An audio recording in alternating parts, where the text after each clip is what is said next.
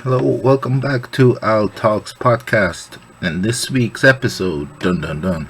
Maybe we should have get a green screen, set up like a newscaster station. That'd be funny, I think. So yeah, in this week's episode, we'll be talking about, as I mentioned in the previous episode, about I did an open mic there on the Thursday, after the Halloween party, and did I don't know, about 5 minutes roughly, I think it was, and tried some new material. And it worked. There was a guy who started going out to the open mic. He's a young kid, I think he's about 18, 19. Yeah, he's studying music at the moment. And he started going out to the open mic.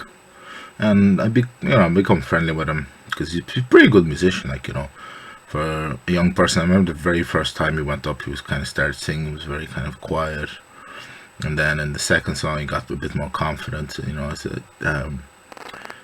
he listened to my stand up, and I did a few bits about my grandfather, and yes, so that went well. I'm happy with that. It worked out. Because it's difficult with new bits because like I said, they're new. Because like I said, what I have realized from the Halloween parties, the 15 minutes that I have is solid bulletproof stuff. Well, to me it is anyway. I don't know if I showed those jokes to Dave Chappelle, he'd probably be like, motherfucker, Dave Chappelle or whoever else, like a big professional comic. But it was really nice to, like I said, receive, like I was saying in the previous episode, it's always good to get feedback from my friends. But for people who experience me for the first time, and to get that feedback is very appreciative. But he was saying to me, a lot of people saying to me ever since the Halloween party, I was saying, it takes balls to go up and do comedy. But I always say to them, look, I can't sing or play musical instruments. That's why I do comedy. And everyone laughs. I go, that's not a joke. I'm being deadly serious. Like, I can't sing. And I go, if you want me to sing, your ears probably bleed. I don't have vocal talent other than, I remember one comic was saying she had to go to a family wedding and she had to give a speech.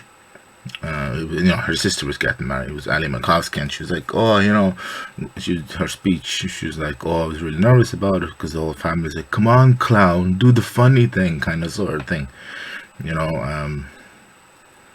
So kind of that kind of way as well. Essentially, comics are like the new world jester, where except we don't get executed by the king if we don't please him, like jesters were. But it was strange, but yeah, it went down well. So, and I'm learning kind of new stuff as well, kind of using kind of animations to convey my points, because I have this one bit about my grandfather, about speeding, and he didn't have electric windows, so he had manual ones. But anytime he used to get pulled over, like people would be fumbling, pulling out, but he didn't care. He would roll the window slowly, kind of that sort of stuff, and that's fun to animate on stage. But it was, it was fun. Yeah, no, it's fun. It's all part of the learning curve, and so yeah, that's that anyway. So, like I said, it's all fun. It's all part of the learning curve, and camera's going a bit. Ooh, I think the computer's going ape shit at the moment. So, hold on for a second. So yeah, it's, come on, computer, don't fail me now. But yeah, so like I said, it's all learning curve. Try new material.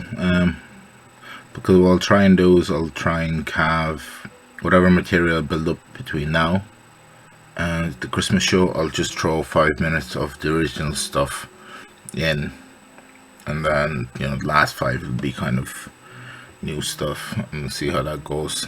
and such. So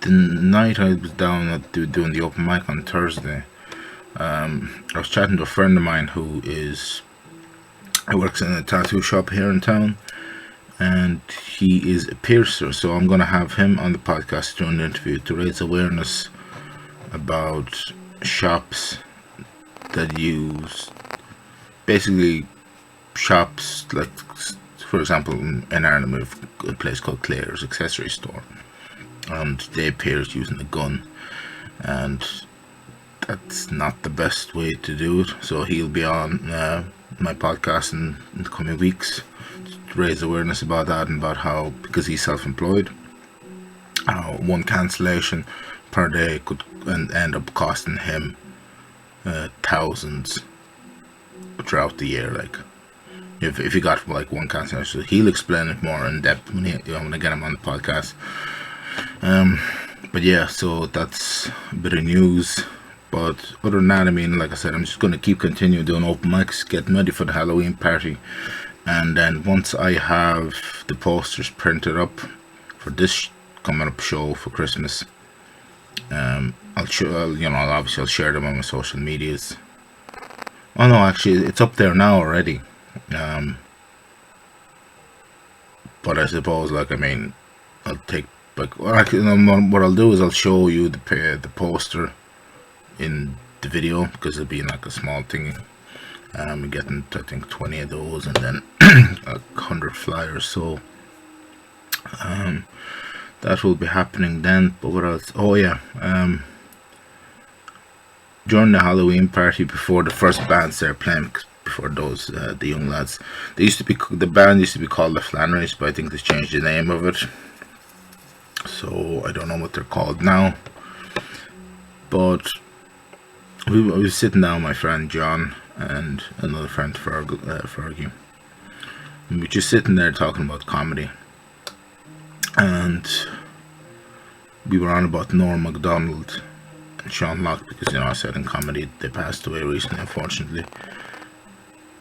And Quincy was like, he goes, I only heard of Norm Macdonald when he passed away. A lot of people didn't know Norm Macdonald, but I said, look, Norm Macdonald was he was in the 80s. He was very big on SNL, like the old SNL, not the new SNL that cancelled people like Shane Gillis and stuff. I try not to look at SNL now, because the older stuff I think is funnier, like the stuff with Dave Chappelle and Bill Burr, because they've sketches that are incredible. Really, really high quality, entertaining stuff. But the stuff that I have now, I don't know. I don't watch it, but I have heard it's not as best as like 80s SNL, which is what it's at its peak. And this would have been around at the same time as like as when Mad TV was around, when Bobby Lee was doing and stuff like that. So back then that was a very, very big thing. So we're sitting there talking about comedy and stuff, and John was talking about, John's a musician, like he writes songs. He actually performed that night as well.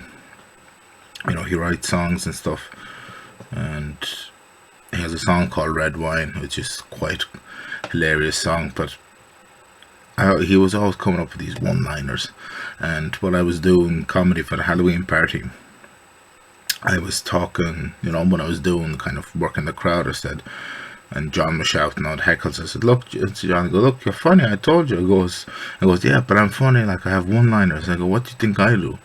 Well, I make one-liners into a bit, and then, bada bing, bada boom, as they say.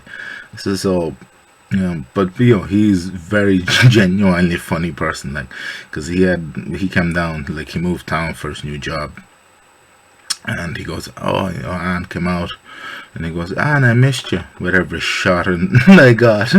And it was kind of a back and forth between them for a few seconds, because Anne said, when you have rhino hide like me, the bullets just seem to bounce off, which is, she was right, but it was funny.